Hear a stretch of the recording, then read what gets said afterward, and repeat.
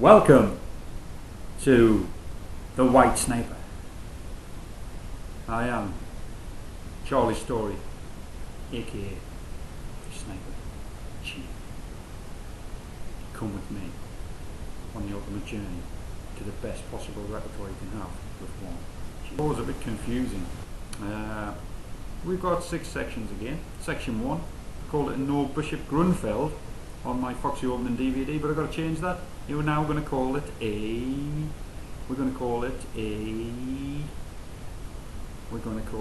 Maroxy bind, but not a normal Maroxy bind. We're going to call it well, I'll let you see. It's a different type of Maroxy bind, but you'll see. Section 2 is going to be similar. A Maroxy bind, where the type of Maroxy bind I called it on the tape. You can figure that out yourself. Section 3 is going to be how to get an advantage against the Catalan. We're going to look at some of Veronian's ways to do that. Section 4, we're going to see how Shirov gets an advantage against a different type of Catalan. Section 5, Othnic set up again against the King's Indian defence, and I'm going to show you more on dilution principles. Section 6 is again a Bottonic setup, but with H3, again against the King's Indian. This time Black's going to go in for a quick knight D4. You're going to be absolutely fantastic on the White Sniper Bottonic. It's not all White Sniper Bottonic, sometimes it doesn't work. However, you'll sharp see when it does and when it doesn't.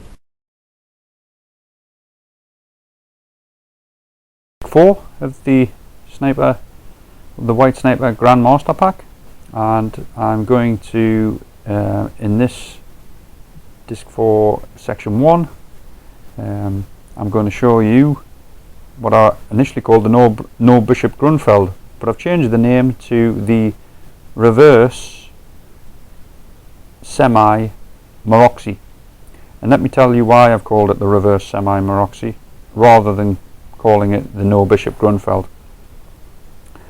First of all, if we go to this position, if in this situation it was Black to move, he could have played E5, and E5 would have been a reverse Maroxy bind. So, but with Black to play and being a tempo down, the best way of describing this, I thought initially, was a No Bishop Grunfeld. But I've changed the description now for you so it's easier for you to understand, and the name of it, I will refer to it, is the Reversed Semi Maroxy. Semi because the E7 pawn is still to come to either E6 or E5. Well, it's probably not going to get to E5, but it's going to be on E6. So it's a very difficult way of getting an advantage against this, and I'm going to show you how to do it. I'm going to show you the game first. Ajit Kunte 25-47 versus Isha Karavada, which was a draw, and in fact Black got a tiny edge. I'm just going to plough through this game first of all to show you some good ideas. H4 is a good idea, and Queen A4 check is a good idea here. Remember that. Both of these I'm going to be recommending against this system. However, I'm not going to be recommending the way that White did play. There was some problems with White's play. H6 early wasn't the best move. I'll come to that later. Rook takes it. So here the Queen has come to B3 to pressurise the B7 square. The problem is, in this position, although the engine say it's a small edge, there's nothing here. Black can quite easily equalise. However, Queen D8 was a bit of a bad move, but it still went on to draw. So I'm going to show you where the improvements are. I'm going to turbo through this game, and it became a draw despite the rating difference, which kind of shows you things didn't work out well for White. But I've been hitting the engine midnight oil, and I've found a good solution for White. So let me take you back to where White didn't do especially well. First of all, let me just take it here. After knight C3, E6, let me just expand on another point here. Here, if Black plays E6, in this position, e6. Now knight f3 is going to allow a semi-tarash.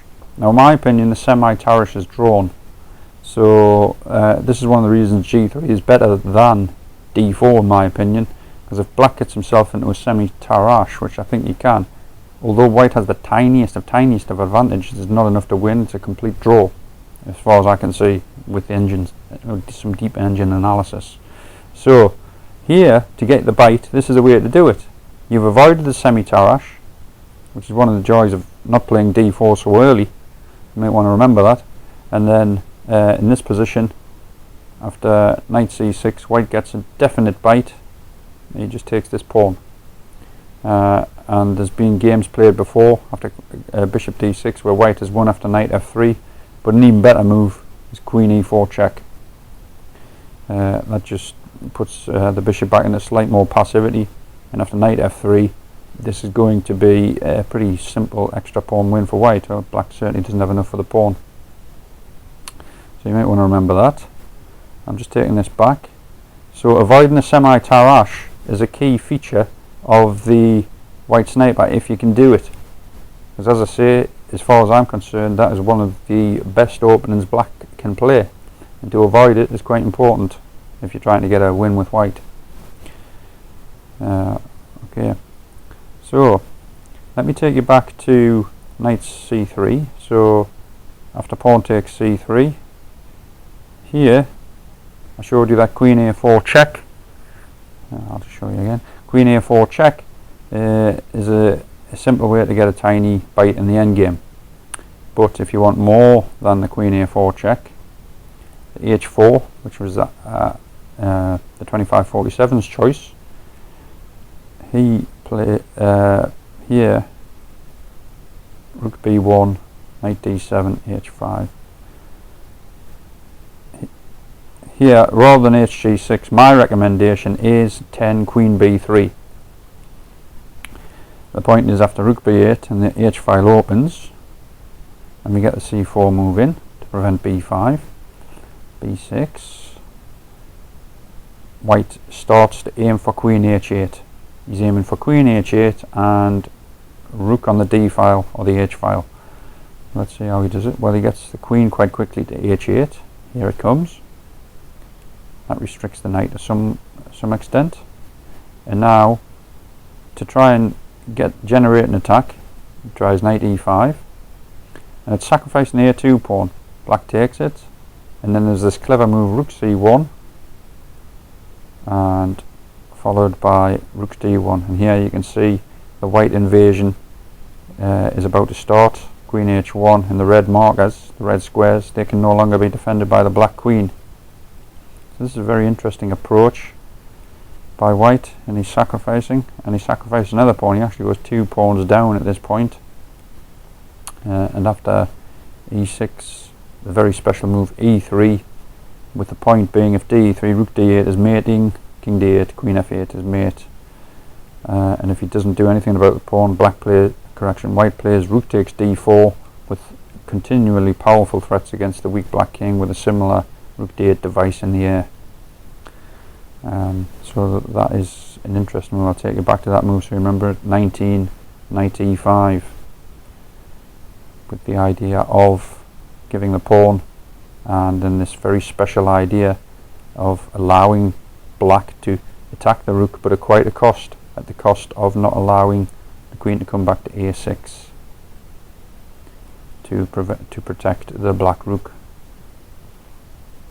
Okay, so that was what I wanted to show you, that on the what I'm now calling the reverse semi-Maroczy variation against the white sniper. So let's get on with section 2.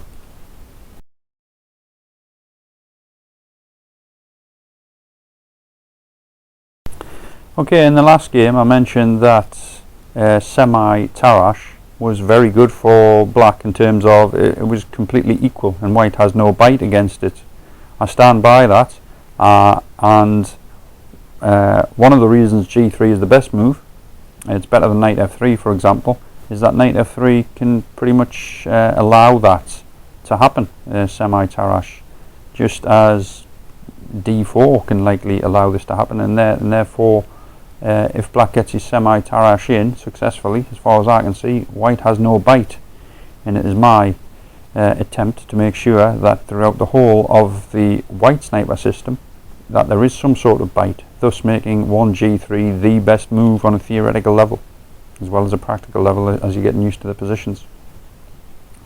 So here is a game between a 2549 and a 2600, and I'm going to show you what happens in a semi-Tarrasch. Now white does win this game, but my engine analysis and look at all of the top games has definitely shown me to form the opinion that semi-Tarrasch is too good to draw with if you want that with black. So let's have a look at how white gets into a semi-Tarrasch even within the sniper framework here. Now the problem is here, with knight f3 being in position, the impact of the earlier variation of knight c3 has gone.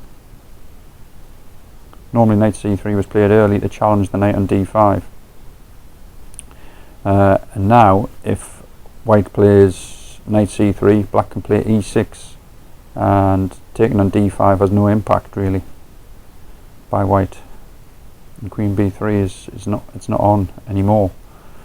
And that's why just inserting one extra move such as knight f3 makes the semi-Tarrasch quite playable for black now. And in fact now probably white's best option is to go into a semi-Tarrasch and allow a semi-Tarrasch, otherwise it could be in danger of having a small disadvantage.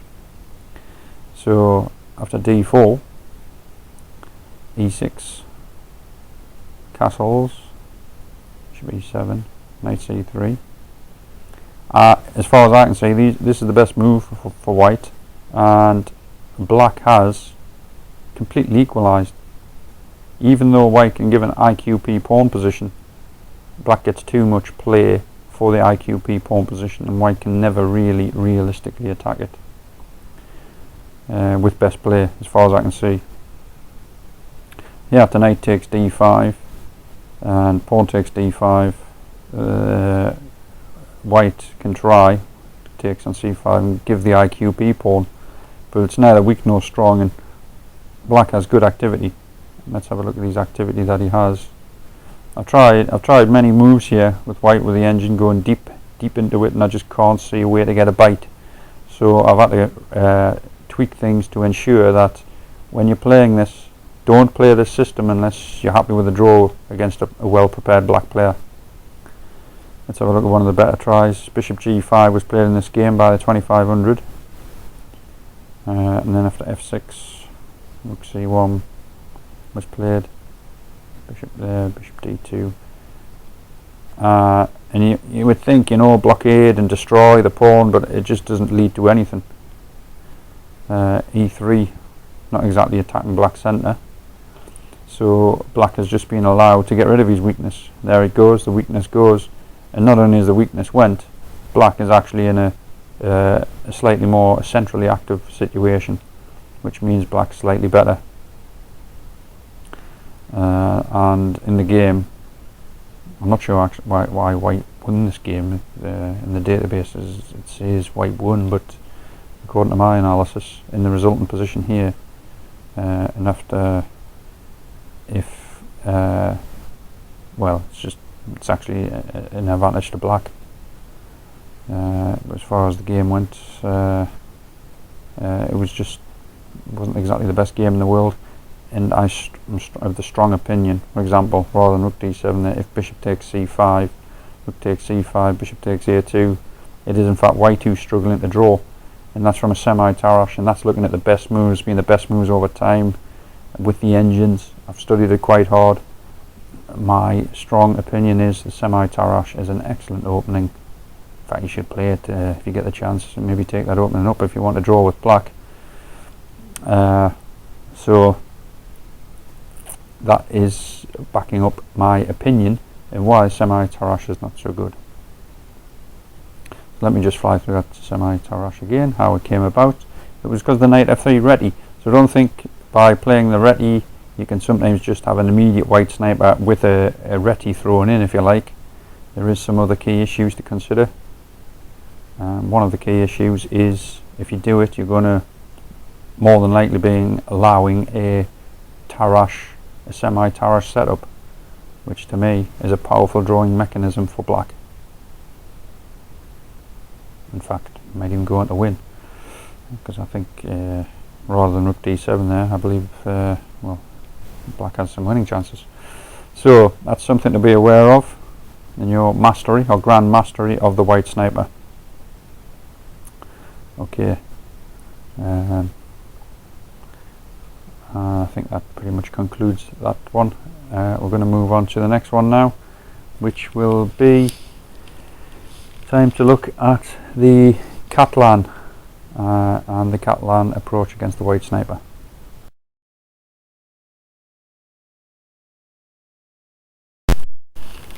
One thing that the white sniper can allow is the Catalan. Certainly with the way I recommend playing the white sniper, black has the option of playing an open or a closed Catalan system. And I've got a couple of games for you here. We're going to have a look at two world class players playing the white side of the white sniper Catalan, shall I say. And the first one is going to be with, as you can see there, d takes c4. And this is Levon Aronian versus Dmitry Javchenko. They're both are good 2700 players.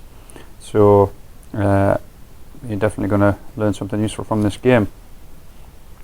So let me show you how we got to this position first of all, and what sort of move order it was that got us to this Catalan accepted, Catalan open.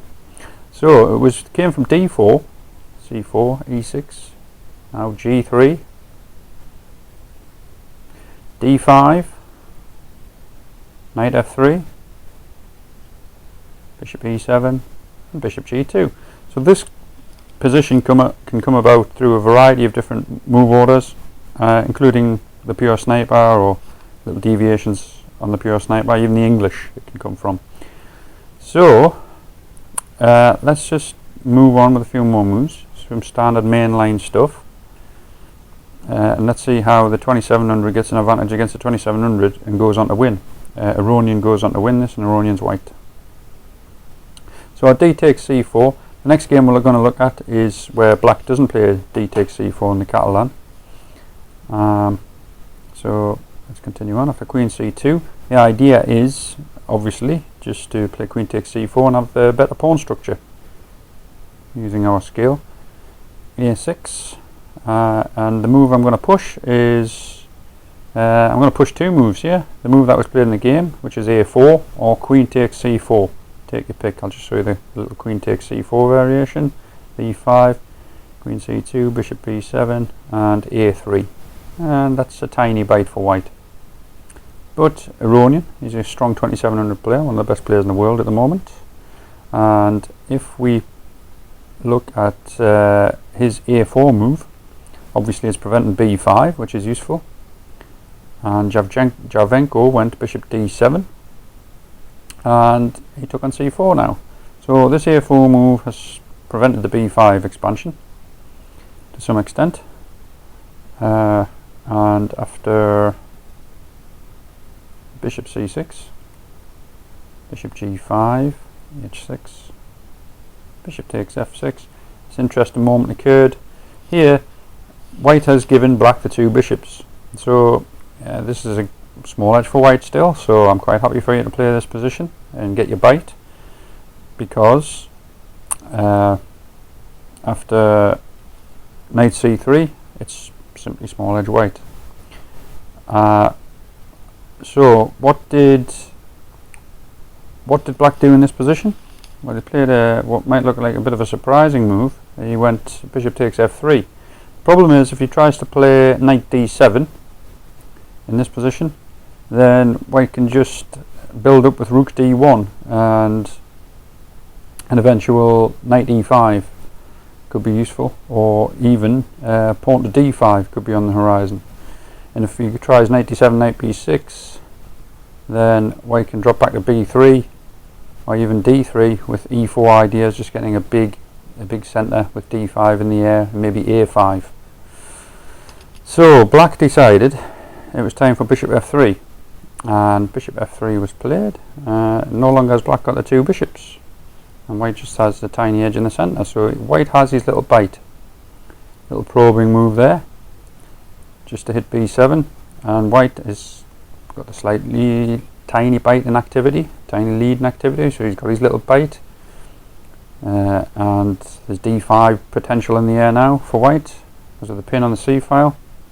This was perhaps a little bit of a second class move, not a terrible move, not a bad move by any means, but not the best move, taking its prowess away from the centre for a cheap tactic, and white simply plays e3, and after queen e7, bishop e2, queen b4, white was more than happy to take the endgame on, take his little edge there. Surprising move here was after knight e4, rook takes a4 is a bad move. For example, let me just show you, it didn't happen in the game, but let me show you why it's a bad move. Rook a4, rook a1, and even though black is a pawn up, the passivity of his pieces and the incredible swift threatening rook entering the game will likely win the pawn back and then be in an even better position. So just continuing on this rook takes a4 variation. There you go, that would have been small edge white and a pretty prospectless position for black as well. So let me take you back just before rook a4. Surprising that winning that pawn would have been a disadvantage for black. So both players appreciated this, and instead of taking the pawn, Javenko played bishop e7, which of course allowed white to hang on to that pawn now safely, and it gained a bit more space on the queen side. And then there's a little bit of exchange, and the white still has his bite. Why does he have a bite? Well, he has a slightly better pawn structure, and he's got some nice targets to aim for, and there's the first target. And if you notice, black's pieces, they're not bad on d7 and e7, but they're not good neither. Compared that with white's, are all pretty good, all doing pretty good functions. And now this tiny edge that white has, it gets converted into a full point against the 2700. So this is, remember, this is the whole idea of the white sniper: tiny edge, look for the increase on the tiny edge, get a small edge, and then look to convert in the endgame. It's as simple as that. That's the whole approach to get the points, or the half points, with white. So white just went about strengthening his position a little bit, and then commenced a central modifier move. Central modifier moves are very dangerous. Here obviously the knight is covering the e5 square, which prevents the white knight coming into e5, but the bishop coming to c6 is what I call a central modifier. Now the knight has been removed from its central duty, so the center position has been modified in white's favour, and the bishop to some extent corrals the knight, stops it from entering the central defence or attack. So the knight reroutes itself to a different square, and now we see white has won the centre, and we normally know what happens after white has won the centre. He goes on to win the game. Again, this is no exception. Let's have a look how white wins it. So he's actually won a pawn now, although black has won it back with an advantage of knight and bishop versus the rook. But the key problem here is the positional disadvantage of the pieces. Of course, after rook c6, the knight on a6 is looking pretty useless, because after knight at b8, rook c7 check, and the knight on b8 is well out of the game, which allows, of course, here the knight is completely corralled, and it was at this point where black decided to resign. So that was quite a good game by white, good positional game. Some people might be thinking, well, how's he won this position? Obviously just going to march his king over to b5, and take on a6 with the king. But let me just fly through this game so you've got nice and fresh. Came from a d4 opening, but even so it came from the d4. We had our sniper setup, which is there. Now the move orders to get to the Catalan, I'll let you have a little think about them. Obviously it can be done through a variety of different ways. We got an open Catalan, and it was the 7a6 move. Now queen c4 is fine here, but Aronian's move is a4. Bishop d7 was played. After queen c4, white naturally developed the bishop, gave up the two bishops, which was a surprise. Perhaps even more surprising was the immediate bishop f3, but you could see some of the problems that were going to come for black involving e4 and d5 at some point. So black prevented any sort of dangerous d5 thrust by playing c6, but it came at a slight cost, in so much as white had a slight lead in development and used it particularly here to get the endgame advantage. It was probably a surprise to Jakovenko that he couldn't take on e4 here because of this incredible seizure of the a file by white. And then Aronian decided to trade his advantage in lead and development for better pawn structure and chances to attack the weakened pawn structure. Now here the weakened pawn structure, you can see it at b4 and c6. Now how did white go about attacking it? Well, he started by immediate pressure on it to restrict black's pieces. Black's pieces were slightly restricted, and then he decided to clamp down on e5, increasing slightly the pressure, the bishop coming x-ray attacking through the centre. The white knight rerouted to get to a better central square at e5 at the correct moment. Central modifier happened, and eventually white won a pawn. However, black decided to go in for a positionally lost game, even though it's traditionally quite a good exchange, but perhaps not so in the endgame, especially when pieces are restricted in the manner that black's pieces were restricted. So there you go. That was a good way of dealing with the Catalan. That's a nice framework game for you to work on. Obviously you might have to work on some of the other side variations, but you've got a good example there of how to play, how Aronians played and won with it using the white sniper Catalan. So we're going to have a look at another Catalan in the next game. One of my favourite players, Alexei Shirov, is playing with the Catalan in the next game. So let's have a look at that.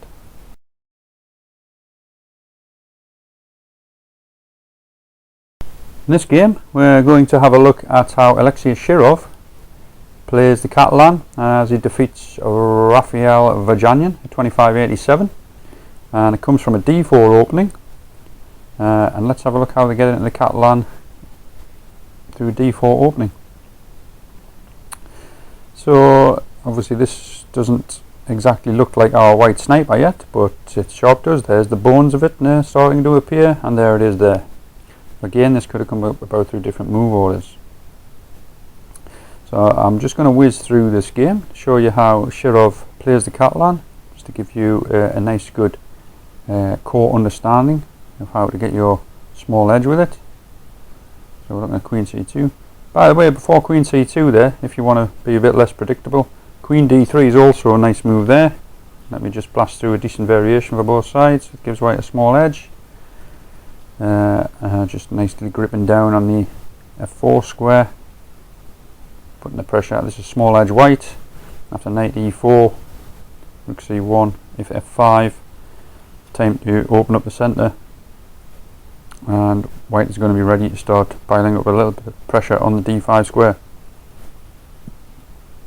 So taking you back to queen d3 we just looked at there, that was the whole line. I'll just turbo through that again. So there's a simple way for a small edge there. And back to queen d3 again. I'm going to show you, instead of queen d3, what Shirov played. So back to the game. After queen c2, his opponent Rafael Vajanyan played c6, and now knight bd2. Now this, of course, it's not putting pressure on your opponent's centre, which is what you should normally do as white.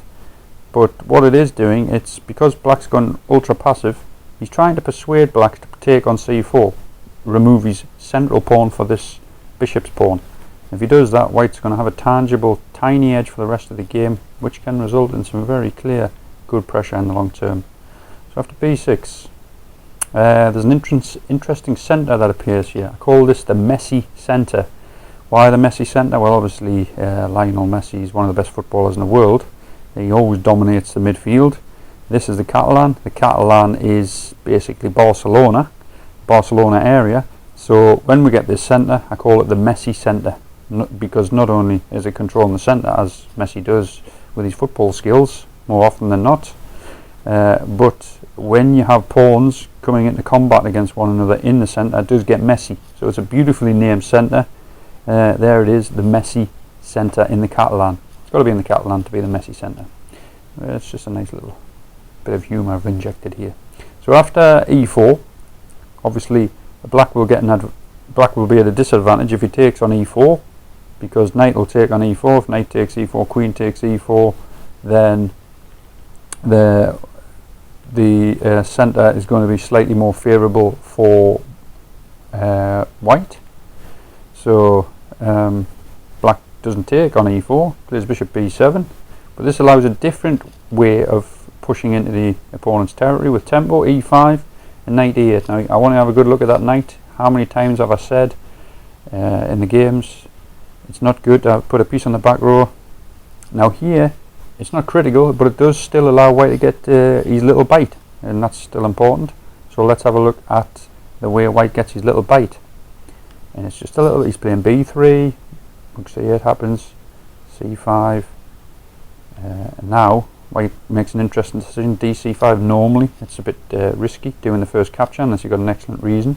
It does actually occur that white does have an excellent reason. You can put immediate pressure on the d file, and if queen c7 there's a more pressure coming on the c file, and now white has clear threats here. Let me just draw a line here.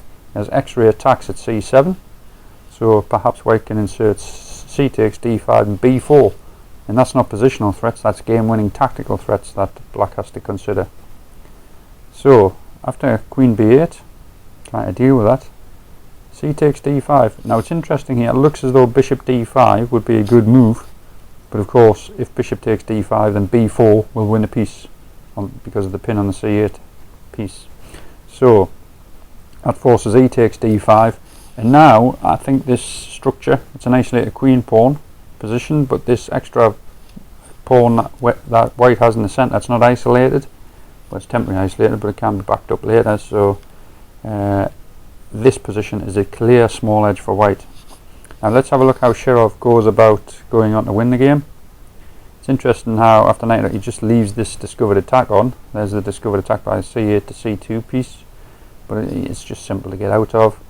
And there's an interesting moment here. We've just got to consider some key factors. If we look at the white camp versus the black camp, all of white's pieces are reasonably mobile with the exception of the f1 piece. That's one piece.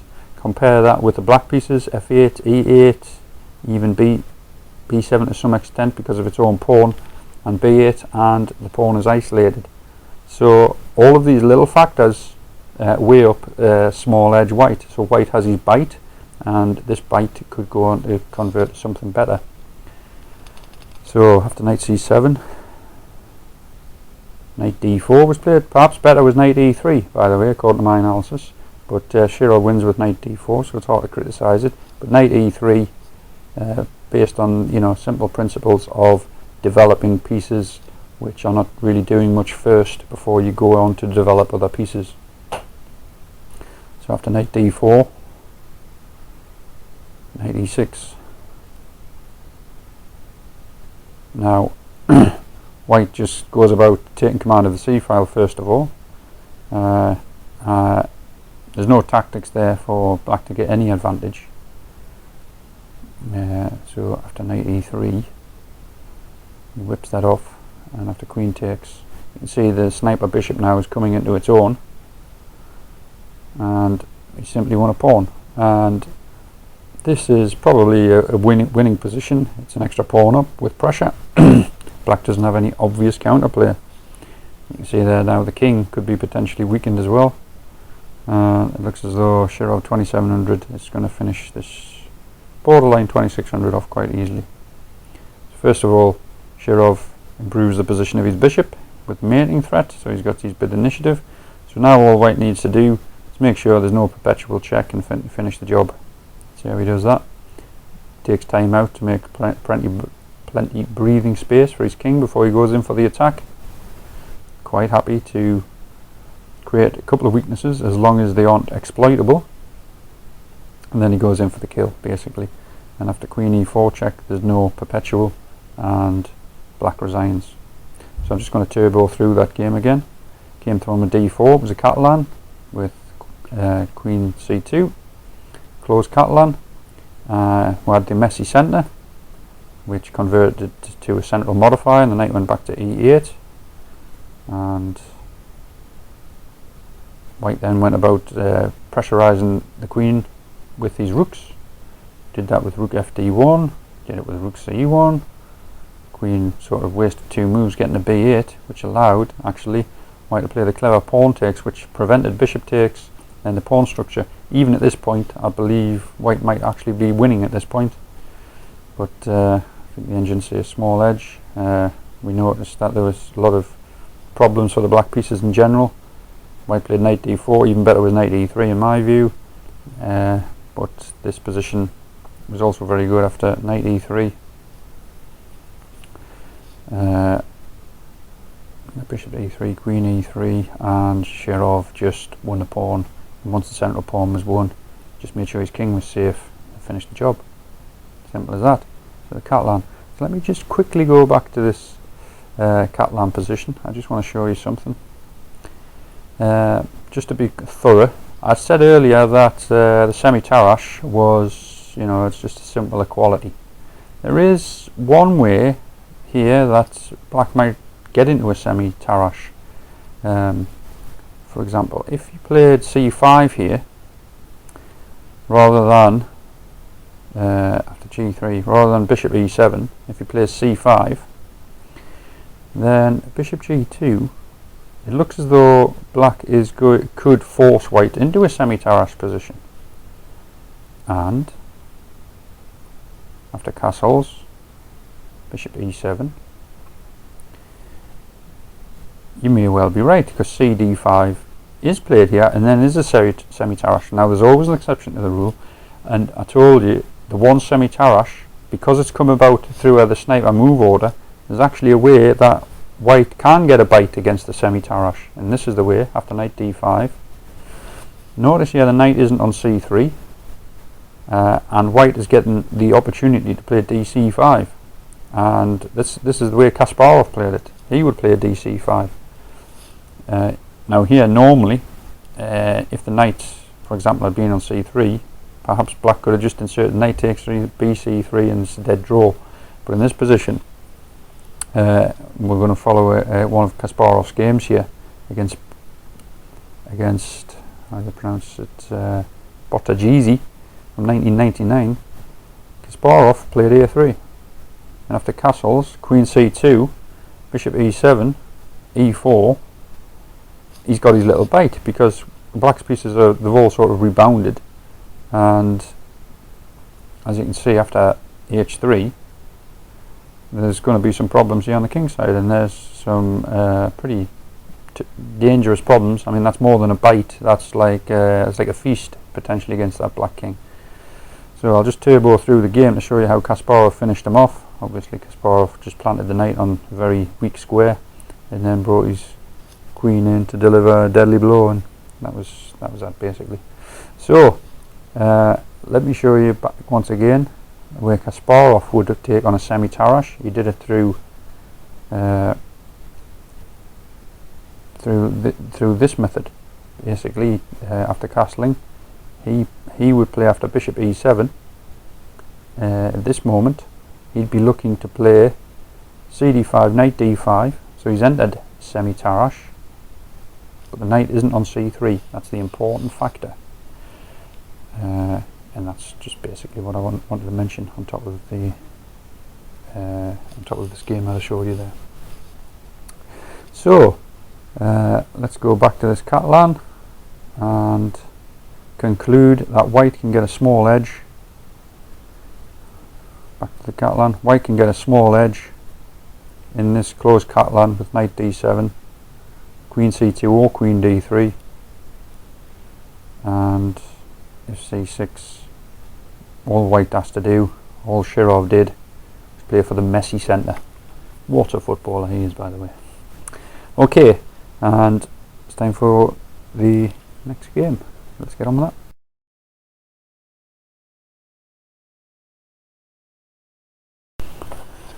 Okay, we're at game 5 and we're going to have a look at a Botvinnik setup against an e5 King's Indian defence, which will give a small advantage for white. So let's have a look at how that works out. We're going through a English move order to get there, but of course it can come through a pure sniper. Both parties are willing. So we get an e4 setup. He hasn't played d3 yet, so he's still got the option of d4 or even f4 first. And this particular game is Eugen Kurz versus Sijan Sale. Eugen Kurz is 23.45, Sale is 24.45, so a big 100-point difference, but white wins. After knight ge2, e5 was played. By the way, in my opinion, c5 is the best move there, and not just because I'm biased, because I love the black side of the sniper. I do actually think it's the best move, which is very close to being complete equality in my view. Anyway, moving on with e5, after d3, knight b d7. Now we're going to see how the white sniper Botvinnik is played against this particular King's Indian setup. gh3, e5, bishop g5. White does go on to win this game. Let's see how he does it. Queen d2, getting a tempo against that h6 pawn. And the king could be a bit weak there. It's neither weak nor strong at the moment. But you would have to fancy that white has some counterplay after f4. And here it comes. f4. If you notice, the knight on e2 is covering the g3 pawn. That stops knight h5 counterplay. Still preventing any counterplay with that knight h5 may have had with some knight g3 invasion. Bishop f3. Interesting here that this knight is pretty much dangerously located now, because if it goes back to f6, h4 and h5 is going to come with some pretty powerful force. Perhaps white will just castle and just rip open the black king position. He's lagging behind in development with that a8 and c8 piece. So black tries something else. It's 24.45, tries to mix things up. And white shifts matters to the centre. I like how white sort of abandons going for the attack here, and then just changes to winning the centre. Very important principle in the white sniper. And there, if you can see, the centre is beginning to take very important shape there for white. And it's actually won a pawn. It's a central pawn. Knight f4. e6. Okay, so white hasn't won a pawn, but what he has won, you could say he won that bishop on c8, because it looks permanently locked in now, and I think it's just a matter of time before white wins this. But let's have a look what happened after bishop e5. In comes the attack. 24.45 with black really struggling here. And that's a nice strong pawn chain that white has there. Black desperately trying to undermine it. And white has just closed off the queen side. And he's looking just to keep everything nice and tight on the queen side, and then get ready to rip open on the king side. So white has a chance of opening the king side now, and if it happens, it's probably going to be lethal. And this, it looks as though it's allowed clear invasion on the king. Black's trying to get some counterplay, but after rook h6, winning that pawn with tempo, that e6 pawn is still an absolute asset This is a very nice move though. I just want to take this back here. This was the move that clearly made white's position winning. I wonder how many humans would have played this move. There's quite a lot of going on in the position, lots of opportunities. Of course the engine preferred king g1 over all of the other moves. And king g1, nice calm move there by Jürgen Kurz. And after rook g8 trying to get some counterplay, the point of king g1 is revealed. If king h7, then queen h2 and queen h6 is mate, so king g6 and queen h2, and surprisingly there's no really any effective check, because after knight e2 just wins a piece.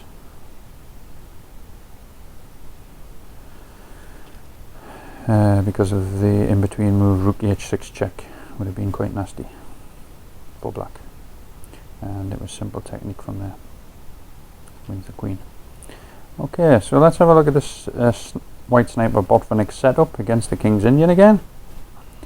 So Kurz got into position, the King's Indian. By the way, c5 is a move there, but we looked at e5 and it seemed quite clear that white had a small edge. Black tried to generate some counterplay, but white shifted his attention back to the centre and attempted to try and mix it up, but this e6 move just locked in that c8 bishop, so black was effectively attacking and defending without a piece for most of the game, and white just shored things up on the queen side.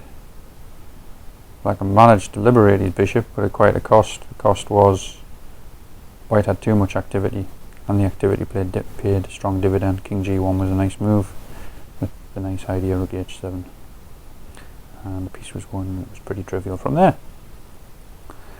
Right, let me just take you back to a particular moment that I wanted to show you. After knight g2 in this Botvinnik setup, we've just looked at e5. I also said c5 was a good move by black. I just want to show you c6 though. After c6, this is neither weak nor strong, but let me just show you the way you should play against it. Castle's fine, a6. Now if you play d3 here, you're in danger of equality in this position, and this is one of the advantages of delaying your d-pawn. When black plays in this passive manner, trying to get a quick queenside expansion, you should be getting an advantage in the centre, and perhaps d3 isn't so good for that reason. It's not bad, but maybe it's not so good. So at this point I would say the best move is d4, with the point being that after e5, d5, nice space advantage in the centre, that takes, and a5, white is quite well geared to winning on the queen side, and he's quite happy to allow some type of attack on the king side and then hopefully defend it and then be in a winning position on the queen side. Let's have a look how things transpire in this variation. So after knight c5, bishop e3, b6 and f3. This is a nice little move in this sort of white sniper situation. Stops any knight g4, bishop g4 stuff, and now white's just going to heavily focus on queenside activity, and because he's stronger there and his pieces are pointing over there, he's going to have a considerable advantage and probably go on to win. So just remind you of that again, that was c6. Delaying the d3 pawn advance can be useful. Correction, I'll just move that back. Delaying the d3 advance can be useful because you can play d4, and had white have played d3 there, I think black would have probably equalised with some queenside counterplay of his own, but here he can't equalise. White gets a little nib in the centre and pressure rises on the queen side to keep you small bite. And that's all I wanted to show you on that one. Let's get on to the next section.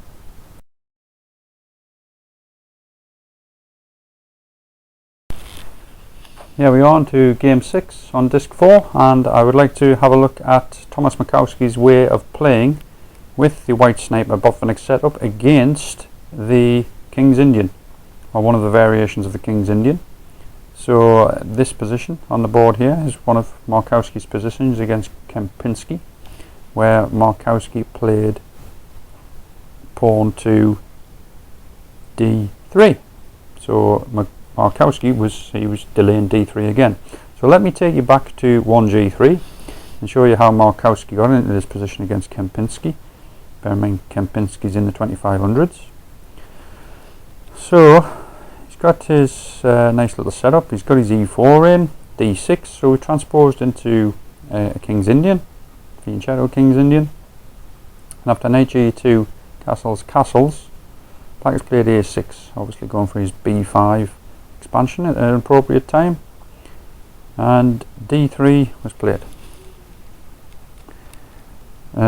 Again, just linking in from the last game, d4 could have been played there, but Markowski, he's quite happy to play d3. And let's have a look how he plays. I'll put this game in because not only does he play and win with this, there's also an improvement. Although d4 objectively is probably best, but if you really want to have a streamlined white sniper Botvinnik setup system, or you need a couple of choices, then by all means you can include this. So after b5, h3. By the way, instead of h3 there, c takes b5 leads to equality. So after knight d7, bishop e3, knight b6. Markowski here played c5. I don't think that was the best move. I'm just going to turbo through the rest of this game, and I'm going to come back to the move that I think is better than c5. So Markowski played c5, and after takes, I mean Markowski went on to win this game, but I'm not entirely sure he was better, to be honest. So I'm just going to turbo through it and then show you the better solution.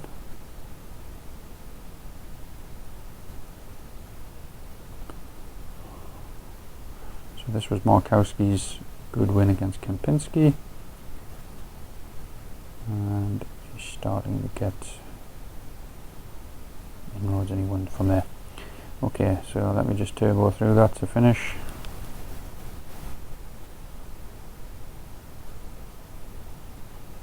Right, okay, but I'm going to move you back to a move which is even better. You cut out most of the counterplay that Black could have had he played a bit better in that game. After c5, okay, white went on to win, but according to my analysis it was not the best choice. So if I just take it back, and rather than c5, quite clearly, good opportunity here, knight d4. Surprising this has become available. Probably it was just missed because it's such a rare possibility you can play it, because normally Black would have a pawn on c5 or a pawn on e5 preventing it. And then after bishop b7, e5.